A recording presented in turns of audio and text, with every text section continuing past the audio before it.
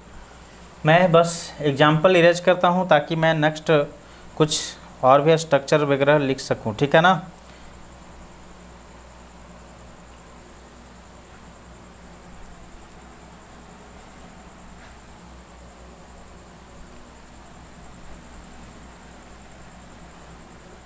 अगला टेंस हमारा होगा प्रेजेंट परफेक्ट टेंस। अगला टेंस क्या है? Present perfect tense. आइए, प्रेजेंट परफेक्ट।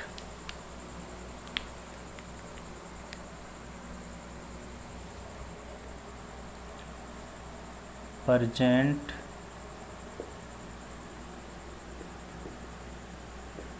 परफेक्ट टेंस, ठीक है दोस्तों। अब इसका स्ट्रक्चर होता है वही सब्जेक्ट तो सब में रहेगा, अब मैं हेल्पिंग वर्ब से लिख रहा हूँ ना, हैज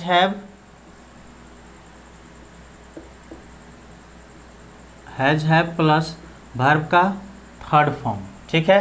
क्या होता है? हैज हैव प्लस वर्ब का थर्ड फॉर्म होता है हमारा एक्टिव वॉइस में, प्लस ऑब्जेक्ट तो जानते ही हैं आप, हैज ना, हैज हैव प्लस वर्ब का थर्ड फॉर्म और ऑब्जेक्ट तो आप जानते ही हैं। चलिए इसी का पैसिव बनाएं, तो पैसिव में भी वही हेल्पिंग वर्ब हैज हैव भी रहेगा, हैज हैव प्लस, अब यहाँ पे बी का थर्ड फॉर्म यूज करेंगे दोस्तों, बीन प्लस वर्ब का थर्ड फॉर्म, ठीक है, बीन प्लस वर्ब का थर्ड फॉर्म, आगे सुटेबल प्रीपोजिशन प्लस सब्जेक्ट। ये हमारी पैसिव वॉइस का स्ट्रक्चर है प्रेजेंट परफेक्ट टेंस का। अब इसकी एग्जांपल कुछ देख लें, तो इसका एग्जांपल होगा हमारा क्या दोस्तों?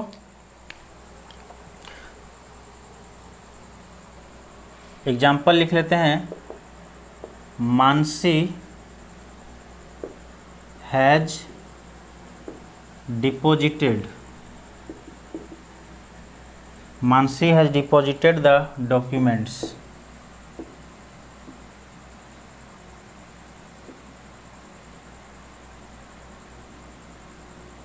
Mansi has deposited the documents, ठीक है दोस्तों।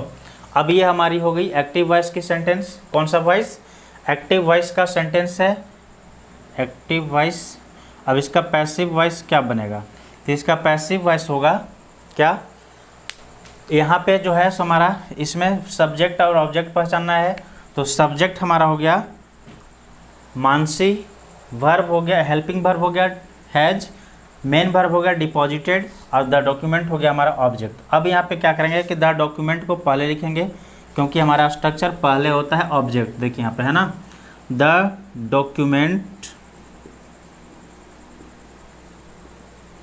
अब हैज है तो डॉक्यूमेंट्स, यहाँ पे देखेंगे डॉक्यूमेंट्स लगा हुआ है, एस यानी प्लूरल बोल रहे हैं ना, तो प्लूरल में हम हैज लगाएंगे या फिर हैव। तो आपको पता है कि प्लूरल सब्जेक्ट के साथ हैव का प्रयोग करते हैं, तो होगा यहाँ पे हैव, डॉक्यूमेंट्स हैव। इसके बाद वर्ब का थर्ड फॉर्म कौन सा? बीन, बी का third form documents have been. इसके बाद फिर बोल रहा है third form of verb, deposit का भी थ्री होता है डिपॉजिटेड, हैव बीन डिपॉजिटेड, ठीक, प्लस मानसी लिविंग बीइंग है इसके आधार पे बाई मानसी, ठीक, the documents have been deposited by Mansi, ठीक है दोस्तों। चलिए ये तो समझ में आ गया। इसी तरह से हम लोग आगे नेक्स्ट टेंस की ओर बढ़ते हैं, इसको आप देखेंगे एक बार, फिर मैं इरेज करता हूँ।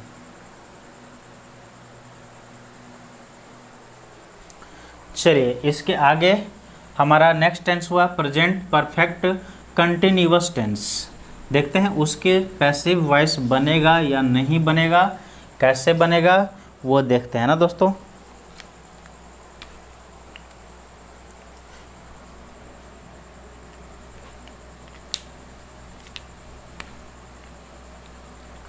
Present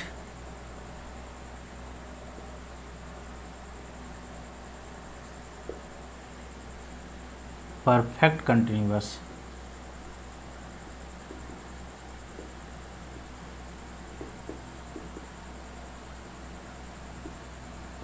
present perfect continuous tense का स्ट्रक्चर होगा सब्जेक्ट प्लस हैज और हैव, सॉरी हैज हैव, चूँकि सब्जेक्ट नहीं लिख रहा हूँ क्योंकि यह हर सेंटेंस में होता ही है, हैज है प्लस बीन, हैज है plus been plus V4, verb का फोर्थ फॉर्म। हैज है प्लस बीन प्लस V4 यानी कि वर्ब का फोर्थ फॉर्म होता है।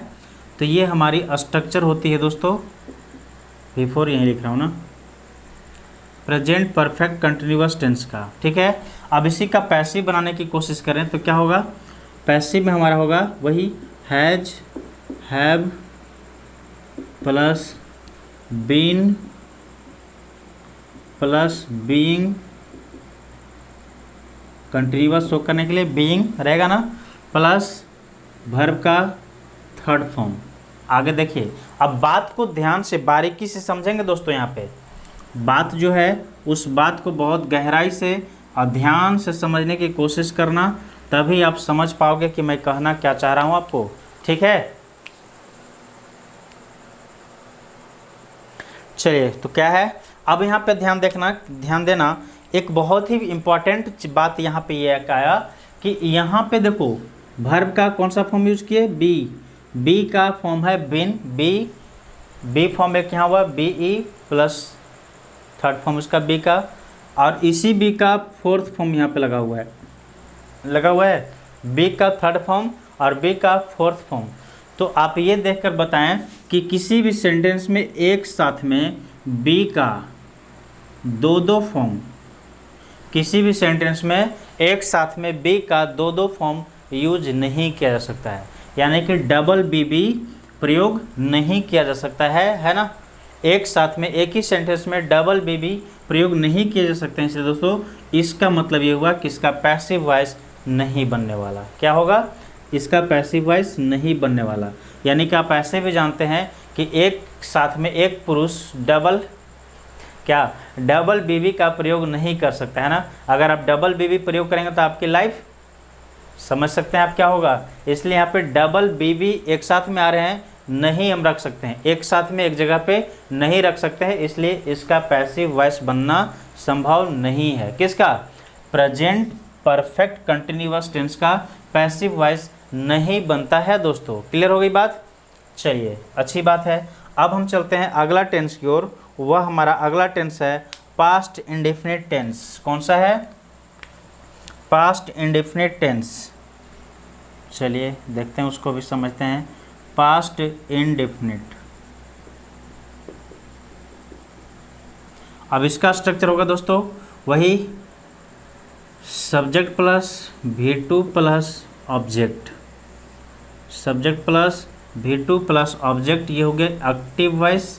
और इसका पैसिव वॉइस बनेगा ऑब्जेक्ट प्लस वाज और वर प्लस वर्ब का third form plus suitable preposition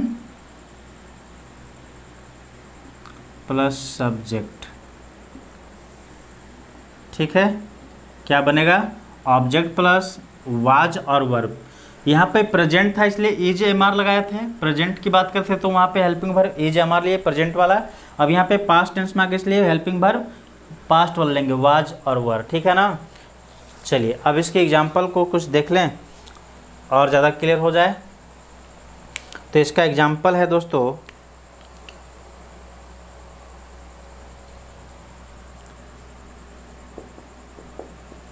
the मिसकंडक्टेड,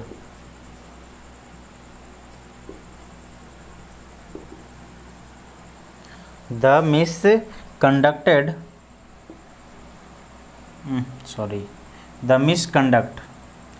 misconduct annoyed the guest, the misconduct annoyed the guests, है ना। अब ध्यान देंगे, the misconduct annoyed the guests। अब ये तो हो गई हमारी एक्टिव वॉइस। अब इसका पैसिव क्या बनेगा दोस्तों, तो वही ऑब्जेक्ट को पहले ले आइए, द गेस्ट को पहले ले आएंगे, द गेस्ट्स। अब यहाँ पे बोल रहा है वाज और वर। अब यहाँ पे जो सब्जेक्ट बना हमारा गेस्ट, ये प्लूरल है या सिंगुलर है, एस लगवाया, यानी मतलब क्या हुआ, यानी कि ये प्लूरल सब्जेक्ट है, और प्लूरल सब्जेक्ट के साथ हमारा हेल्पिंग वर्ब प्लूरल ही लगना चाहिए, तो वर लगेगा ना। द गेस्ट्स वर। अगला है वर्ब का थर्ड फॉर्म, तो एनवाइड का B3 एनवाइड ही होता है, एनवाइड। अब बात रही सुटेबल प्रीपोजिशन, तो यहाँ पे देखिए द मिसकंडक्ट। अब मिसकंडक्ट क्या है, कोई लिविंग बीइंग है, कोई लिविंग बीइंग है न मिसकंडक्ट, नहीं लिविंग बीइंग तो नहीं है।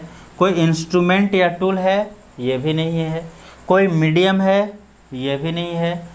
तो क्या कोई वर्ब है, नहीं, उस तरह से वर्ब भी नहीं समझ में आ रहा है, तो ये आएगा समथिंग वाले कैटेगरी में। क्या आएगा, समथिंग वाले कैटेगरी में। और समथिंग वाले कैटेगरी में हम कौन सा प्रीपोजिशन यूज करते हैं, उस कैटेगरी में प्रीपोजिशन जो यूज करते हैं दोस्तों वह है एट, एट द मिसकंडक्ट।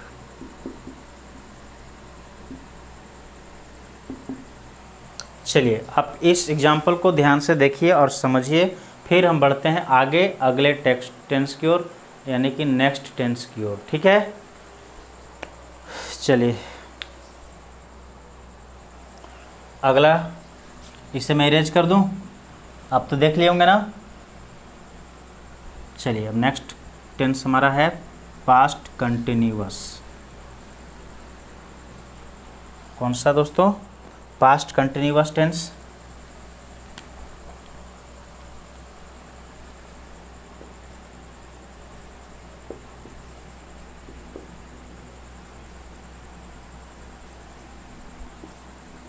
इसका होता है सब्जेक्ट प्लस वाज और वर प्लस वर्ब का फोर्थ फॉर्म प्लस ऑब्जेक्ट। ठीक है, ये तो हो गई हमारी कंटिन्यूअस का अफर्मेटिव। अब इसी का अगर पैसिव बनाए तो होगा क्या, ऑब्जेक्ट प्लस वाज और वर प्लस वही बीइंग, बी प्लस आईएनजी है ना, be plus ING form plus भी वर्ब का third form plus preposition plus subject. ठीक है दोस्तों,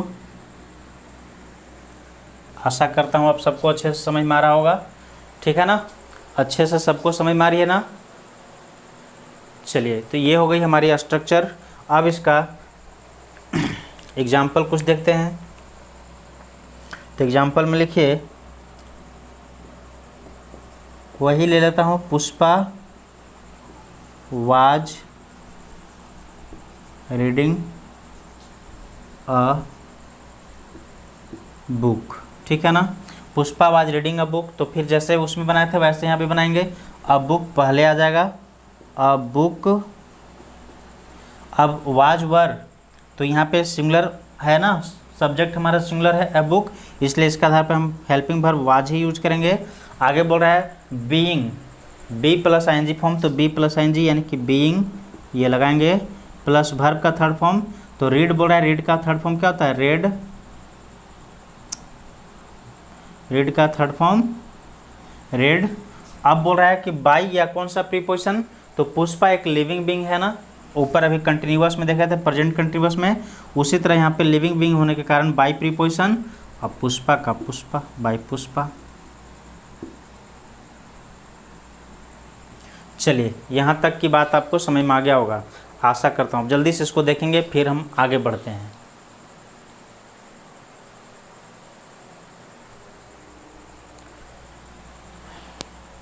नेक्स्ट टेंस हमारा है पास्ट परफेक्ट टेंस। ठीक है दोस्तों, नेक्स्ट हमारा टेंस है पास्ट परफेक्ट टेंस। देखेंगे पास्ट परफेक्ट,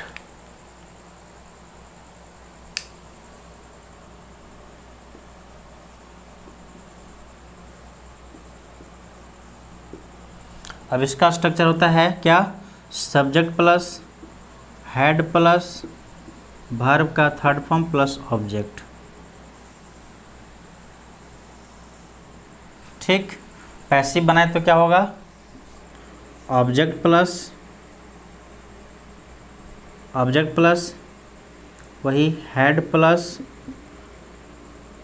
वर्ब का थर्ड फॉर्म प्लस तो थर्ड फॉर्म लगाने से पहले दोस्तों, वर्ब का थर्ड फॉर्म लगाने से पहले हम क्या लगाते हैं, बिन लगाते हैं। ये तो आपको पता है ना, जैसे कि अभी यहाँ देखिए प्रेजेंट कंटिन्यू परफेक्ट में लगाए थे, उसी तरह यहाँ भी बिन लगाएंगे। बिन प्लस वर्ब का third form plus preposition plus subject.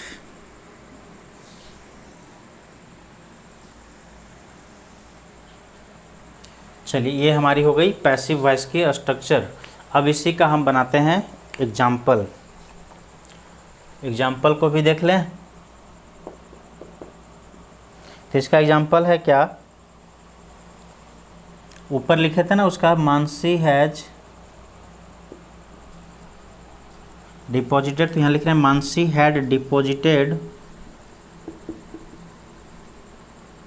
Mansi had deposited the documents. ठीक है। अब फिर से वही पैसिव बनाएंगे, तो द डॉक्यूमेंट्स को पहले ले आना है, क्योंकि वो ऑब्जेक्ट को ही पहले लिखा जाता है। द डॉक्यूमेंट्स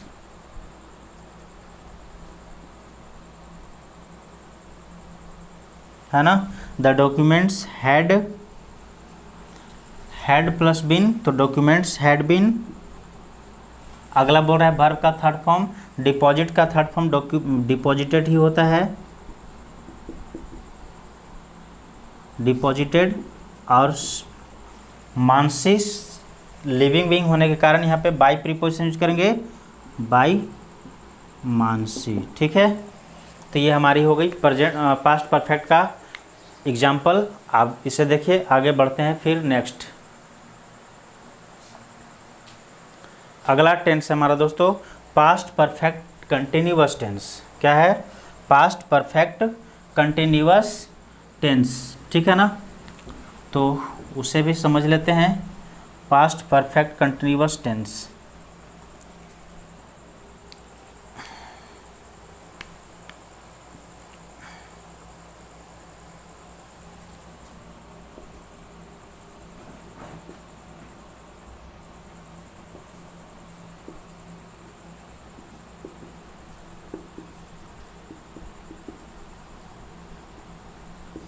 अब देखिए इसका क्या होगा, वही सब्जेक्ट प्लस हेड प्लस बिन प्लस V4 प्लस ऑब्जेक्ट, है ना। आगे तो टाइम भी होता है, तो मैं उतना ना लिख, क्योंकि उतना लंबा लिखूंगा तो इसका स्ट्रक्चर थोड़ा लंबा हो जाता है दोस्तों। बस मैं डायरेक्ट लिख दे रहा हूँ यहाँ तक, सब्जेक्ट भी हटा देता हूँ ना। हेड प्लस बिन प्लस V4, हेड प्लस बिन प्लस V4, है ना।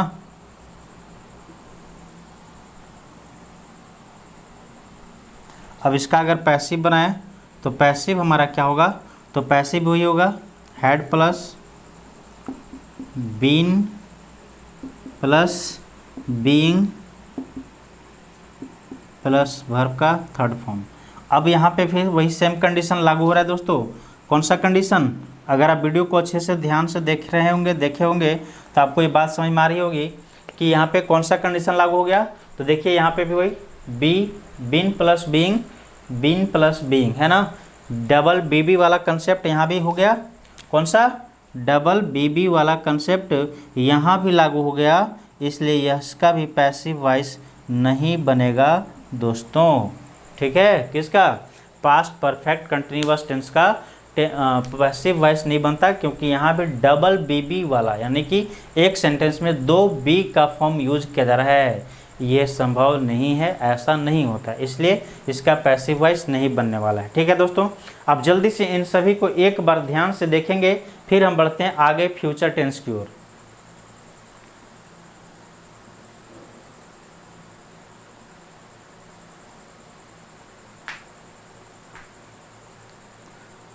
चलिए, अब मैं इससे क्या करता हूँ, इरेज करता हूँ ना। अब अगला पढ़ेंगे हम लोग फ्यूचर टेंस।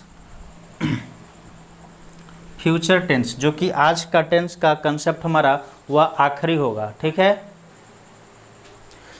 चलिए तो हम लोग फिर नेक्स्ट टेंस हमारा कौन है, फ्यूचर इंडेफिनिट टेंस।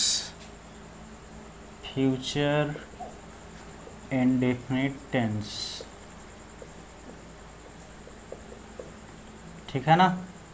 तो फ्यूचर इंडेफिनिट की क्या होगा स्ट्रक्चर, तो इसका स्ट्रक्चर होता है दोस्तों आप जानते हैं सब्जेक्ट प्लस शैल और विल प्लस वर्ब का फर्स्ट फॉर्म, ठीक है ना, सब्जेक्ट प्लस शैल और विल प्लस वर्ब का फर्स्ट फॉर्म प्लस ऑब्जेक्ट, ठीक है। ये होता है हमारा एक्टिव वॉइस का स्ट्रक्चर और इसका पैसिव वॉइस होता है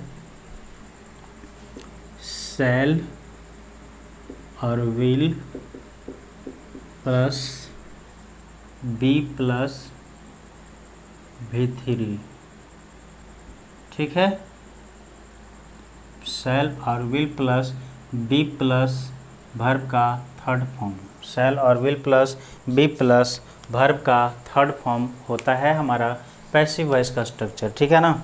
आइए अब यहाँ पे ध्यान देना दोस्तों कि यहाँ पे जो शैल और विल है ना, ये जो शैल और विल हैं ये क्या हैं, इन्हीं को हम मॉडल एक्जुलरी भी कहते हैं, मॉडल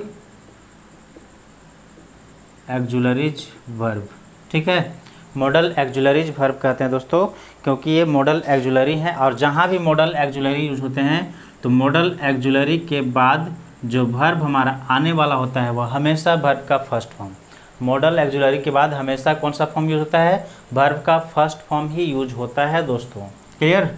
तो यहाँ तक आपको कोई समझने में दिक्कत परेशानी नहीं हो रहा होगा। अब यहाँ पे देखिए, यहाँ पे वही है शैल और विल प्लस, तो शैल और विल मॉडल एक्जुलरी हो गए, MA मतलब मॉडल एक्जुलरी, ठीक है। और इसके बाद अभी मैं आपको तुरंत बताया कि वर्ब का फर्स्ट फॉर्म उनके बाद आता है, तो हमें पैसिव बनाने के लिए वर्ब का थर्ड फॉर्म देना है और अभी पैसिव के लिए वर्ब का थर्ड फॉर्म होना चाहिए और शैल और विल यानी मॉडल एक्जुलरी वर्ब के बाद वर्ब का फर्स्ट फॉर्म होना चाहिए दोस्तों। तो इस आधार पे हम वर्ब का फर्स्ट फॉर्म करने के लिए बी लगाए, इसके बाद वर्ब का थर्ड फॉर्म लगा दिए, है ना। तो ये हमारी हो गई छोटी सी कंसेप्ट जो आपको जानना जरूरी है। आइए अब इसी पे आधारित एक एग्जाम्पल देखते हैं, ठीक है।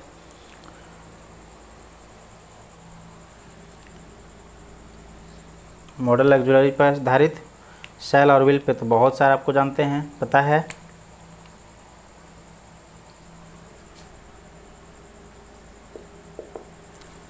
ठीक है ना।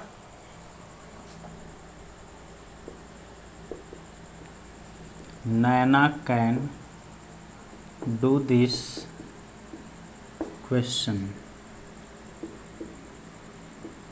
Naina can do this question. अब इसका पैसिव क्या बनेगा दोस्तों बताइए, पैसिव क्या बनेगा, तो पैसिव वही बनेगा object plus modal auxiliary plus be plus verb का थर्ड फॉर्म, है ना। तो हमारा यहाँ पे मॉडल एक्जुलरी लगने से पहले क्या है, ऑब्जेक्ट हमारा है दिस क्वेश्चन, अब इससे यहाँ पे ले आइए, दिस क्वेश्चन हो जाएगा, सब्जेक्ट बन जाएगा यहाँ पे दिस क्वेश्चन, इसके बाद मॉडल एक्जुलरी, तो मॉडल एक्जुलरी हमारा कैन है तो कैन का कैन रहेगा, दिस क्वेश्चन कैन। अब कैन के बाद कौन सा, be, can be solve, sorry do, do का थर्ड फॉर्म क्या होता है, डन।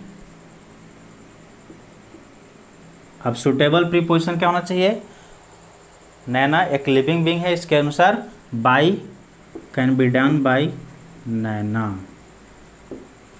चलिए देखिए, this question can be done by Naina, ठीक है। यहाँ तक की बात समझ में आ गया होगा आपको। आगे देखते हैं नेक्स्ट टेंस, मैं इरेज कर दूँ एग्जाम्पल को। अब यहाँ पे शैल विल भी लिख सकते हैं, नैना विल डू दिस क्वेश्चन। चलो अगर आप लोग को अगर संदेह हो तो उसे भी मैं दूर कर देता हूँ दोस्तों, थोड़ा सा लिख देता हूँ, Suresh will solve this question,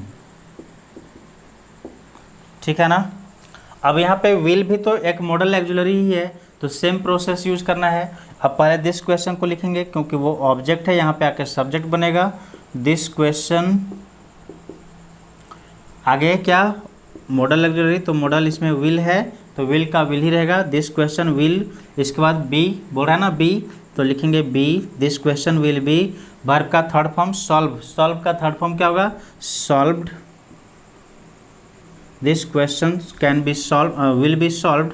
अब क्या, सुरेश भी एक सब्जेक्ट है, लिविंग बीइंग, इसलिए यहाँ पे बाय सुरेश। चलिए दोस्तों, इस तरह से आपको ये स्ट्रक्चर अच्छे से समझ में आ गया होगा। अब हम बढ़ते हैं नेक्स्ट टेंस की ओर, जो टेंस हमारा है फ्यूचर कंटिन्यूअस टेंस। कौन सा टेंस है? Future continuous tense.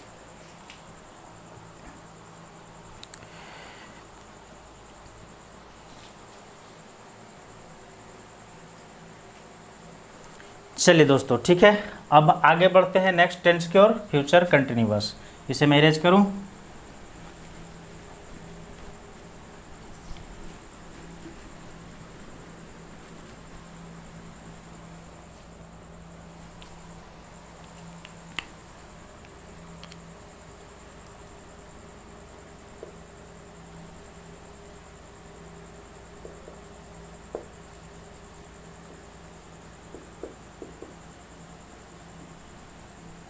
Future continuous tense का होगा वही शैल और will plus be plus verb का फोर्थ फॉर्म, ठीक है ना।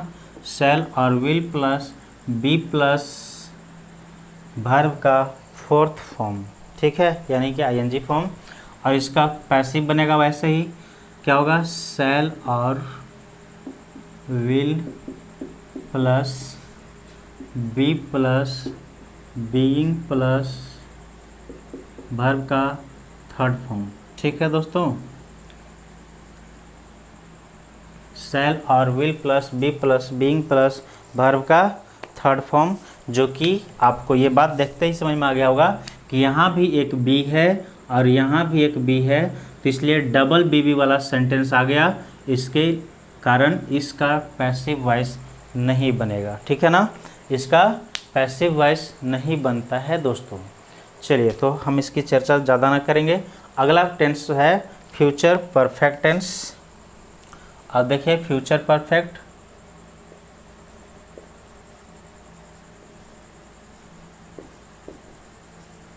फ्यूचर परफेक्ट टेंस का क्या होगा स्ट्रक्चर? तो उसका होगा शैल और विल प्लस हैव, ठीक है ना। शैल और will plus have plus verb का थर्ड फॉर्म, ठीक है। शैल और will plus have plus verb का थर्ड फॉर्म। अब इसका पैसिव बनाए तो क्या बनेगा? वही ऑब्जेक्ट प्लस शैल और will plus have plus been plus verb का थर्ड फॉर्म, ठीक है दोस्तों। तो ये इसका स्ट्रक्चर होगा जो पैसिव में बनता है, ठीक, इसका पैसिव बनता है इस तरह से।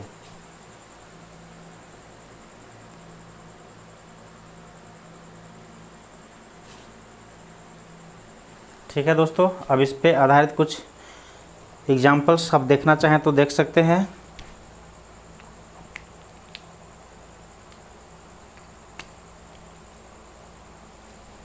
एग्जाम्पल,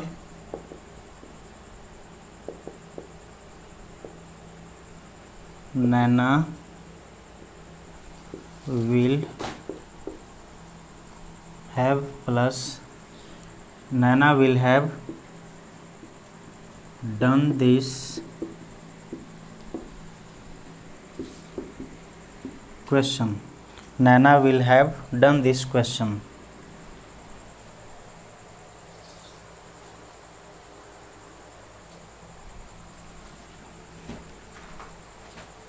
ठीक है, अब इसका पैसिव क्या बनेगा? तो पैसिव बनेगा this question will have been done by Naina, ठीक। तो ये हो गई इसकी पैसिव का एग्जाम्पल। अब हम चलते हैं नेक्स्ट टेंस की ओर। चलिए आप इसको जल्दी से देखेंगे, फिर हम नेक्स्ट टेंस की ओर चलते हैं। और वह टेंस हमारा है नेक्स्ट एंड लास्ट टेंस, जो है क्या? Future perfect continuous tense. क्या है दोस्तों? Future perfect continuous tense.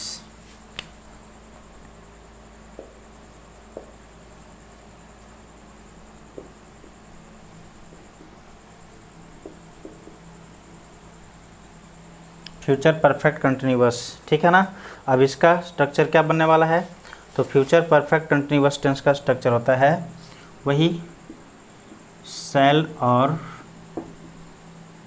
Will plus have plus been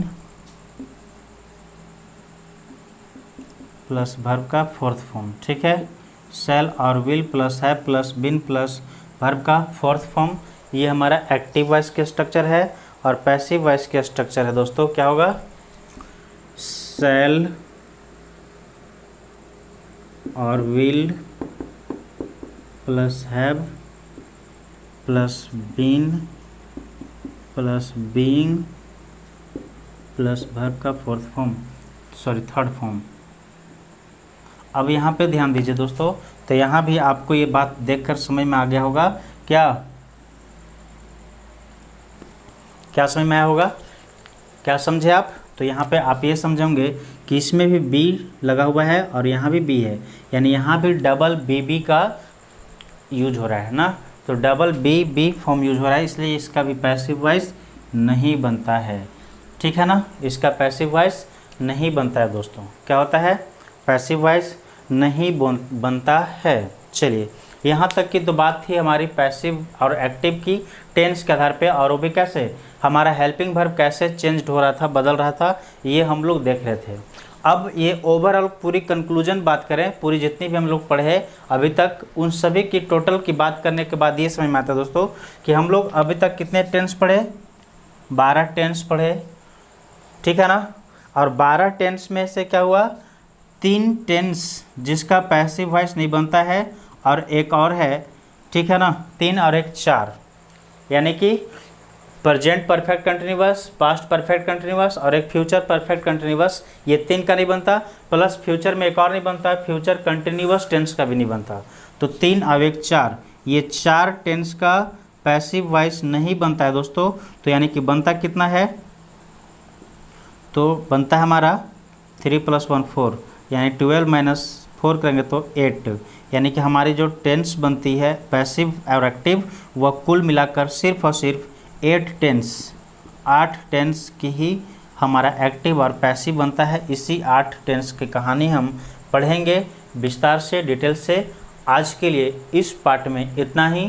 अगर वीडियो अच्छा लगे तो प्लीज़ लाइक, शेयर, सब्सक्राइब तथा कमेंट करना बिल्कुल ना भूलें दोस्तों। और इस वीडियो को ज़्यादा से ज़्यादा लोगों तक शेयर करेंगे, ताकि हर एक व्यक्ति को इसके बारे में, वॉइस क्या है और वो कैसे बनते हैं, इसके बारे में अच्छे से समझने में मदद मिल सके, ठीक है ना। और हाँ, बिल्कुल कमेंट करना बिल्कुल ना भूलें दोस्तों, क्योंकि मैं आपको बताया हूँ कि आपका एक कमेंट हमें एनर्जी प्रदान करती है, एनर्जी देता है, ठीक है ना। चलिए, तब तक के लिए आशा करता हूँ कि आप सबको ये वीडियो बहुत अच्छा लगेगा और बहुत पसंद आएगा, ठीक है ना। यदि वीडियो पसंद आया तो लाइक करना बिल्कुल न भूलें। तब तक के लिए बाय बाय, टेक केयर।